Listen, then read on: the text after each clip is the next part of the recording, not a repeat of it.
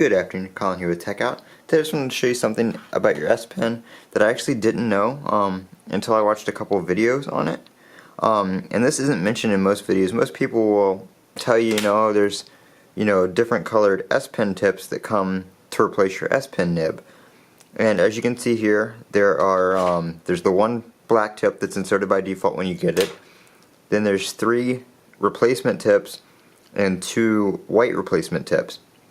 Now the difference between this is the black tip that comes pre-installed is a harder tip that is better for glass screens and is less friction, so it feels more like you're writing with a pen on the screen. The white replacement tips are for plastic screens, so if you choose to put on a plastic screen protector, you're going to want to use the plastic tip because it's a softer, more rubberized material that is less likely to dig in and scratch the plastic screen protector.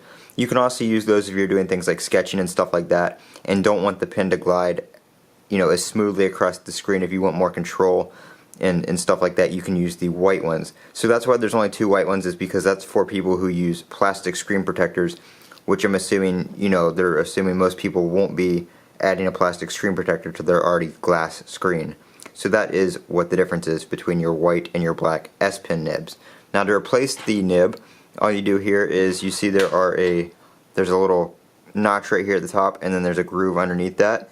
So you're going to want to insert your S Pen right on the middle there and just pull it straight out. So as you can see, there is a black tip inserted from the factory. To put one back in, all you do is grab one of your new ones, slide it back in, just give it a press.